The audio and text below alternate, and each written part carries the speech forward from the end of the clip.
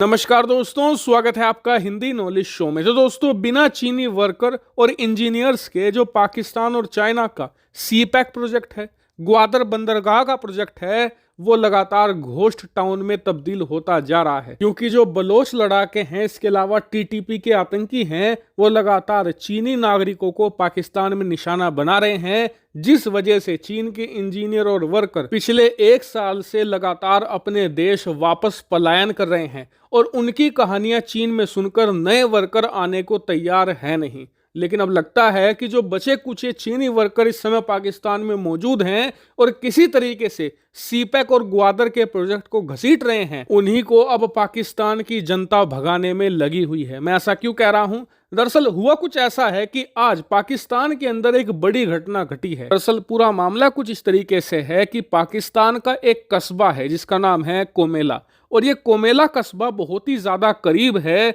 Dasu dam के। अगर आप नहीं जानते तो आपको बता दूं कि पाकिस्तान के इतिहास का सबसे बड़ा हाइड्रो पावर प्रोजेक्ट यानी कि एक डैम बनाया जा रहा है जिसका नाम है दासू डैम, और इस पर काम पिछले काफी लंबे समय से चला आ रहा है। और इस पूरे प्रोजेक्ट को चीन ही पूरी तरीके से तैयार कर रहा है। मतलब कि इस पूरे डैम के लिए लोन चीन ने दिया है पाकिस्तान को, फिर पाकिस्तान ने वही लोन के पैसे चीनी कंपनियों को दिए, और अब चीन की कंपनियां इस दासू डैम का निर्माण कर रही हैं। और इस डैम में ज्यादातर जो वर्कर हैं, जो इंजीनियर हैं, जो अधिकारी हैं, वो तो हैं चीन के, लेकिन कुछ संख्या में जो मजदूरी का काम करते हैं, सामान ढोने का, लाने ले जाने का जो काम है, वो पाकिस्तान के आम नागरिक ही करते हैं। और आप जानकर हैरान होंगे कि इस पूरे प्रोजेक्ट को अब से काफी लंबे समय पहले ही पूरा हो जाना चाहिए था, लेकिन इस डैम को पिछले 2 सालों में टीटीपी के लड़ाकों ने इतना निशाना बनाया है, इतने चीनी नागरिक मारे हैं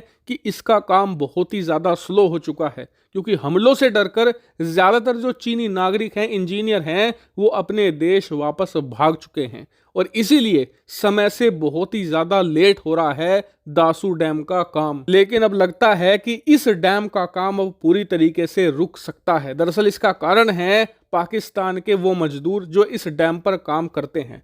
हुआ यह है कि कल रात को इस डैम पर काम कर रहे थे बहुत सारे पाकिस्तान के मजदूर। उन मजदूरों के ऊपर एक हेड था जो था चीन का, और इसका नाम था तियान। अब तियान ने मजदूरों को यह कहा कि काम जल्दी जल्दी करो, तुम रमजान के महीने में काम बहुत ही ज्यादा स्लो करते हो और इससे हमारी कंपनी का नुकसान होता है। अब इस बात से वहां पर कई मजदूर भड़क गए और वो इस तियान के साथ बहसबाजी करने लग गए। अब इस बहस के बीच में तियान ने यह कह दिया मजदूरों को कि तुम लोग नमाज में बहुत ही ज्यादा वक्त लेते हो, इस वजह से काम लेट होता है। अब इस बात से बहुत सारे जो मजदूर थे पाकिस्तान के, वो चिढ़ गए। वो चुपचाप अपने घर वापस लौटे और वहां पर आकर उन्होंने ये बात फैलानी शुरू कर दी कि चीन का जो ये व्यक्ति है, जो हमारा हेड है, इसका नाम है तियान, इसने पैगंबर मोहम्मद साहब और हमारे इस्लाम की बेइज्जती करी है। अब ये बात आसपास के इलाकों में फैलनी शुरू हो गई, लोग इकट्ठा होने लगे और इस मिस्टर तियान को मारने के लिए दासू डैम पहुंचे। लेकिन गनीमत ये रही कि दासू डैम पर पिछले कुछ समय में आतंकी हमले हुए हैं, इस वजह से यहाँ पर सिक्योरिटी ठीक ठाक रहती है। इसी वजह से सिचुएशन को समझते हुए पाकिस्तान की पुलिस ने मामले को ठंडा करने के लिए इस चीनी व्यक्ति तियान को गिरफ्तार कर लिया और इसके खिलाफ ब्लास्फेमी का केस भी दर्ज कर लिया गया है। और आपको बता दूं कि पाकिस्तान के अंदर यह सबसे कठोर कानून है जिसके तहत अगर आप इस्लाम की निंदा करते हैं तो आपके खिलाफ ब्लास्फेमी का केस चलाया जाएगा और आपको मृत्यु दंड दिया जा सकता है। और फिलहाल ये व्यक्ति पाकिस्तान की जेल में बंद है, और कल रात तो पाकिस्तान के लोगों ने जेल के बाहर भीड़ इकट्ठा करके इसे जेल से बाहर निकालकर मारने की भी कोशिश करी। तो ये तो हुई पाकिस्तान की बात। अब ये खबर जैसे ही चीन के अंदर पहुंची तो चीन के सोशल मीडिया पर जनता भड़क गई, साथ ही जो कम्युनिस्ट पार्टी ऑफ चाइना के लोग हैं वो भी भड़क गए कि पाकिस्तान की सरकार हमारे जो वर्कर हैं, जो हमारे इंजीनियर हैं, उन्हें प्रोटेक्शन नहीं दे पा रही, उल्टा हमारे जो लोग पाकिस्तान के लिए काम करते हैं उन्हें ही जेल में डाला जा रहा है, वो भी गलत इल्जाम के कारण।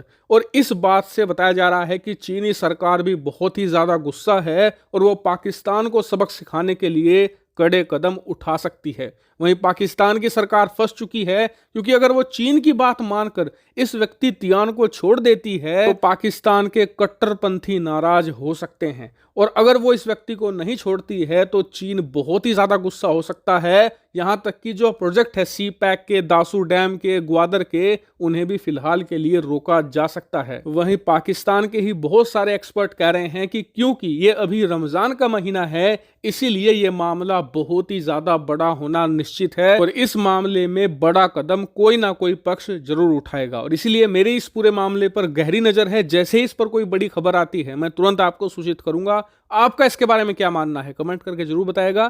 Thank you very much for watching video.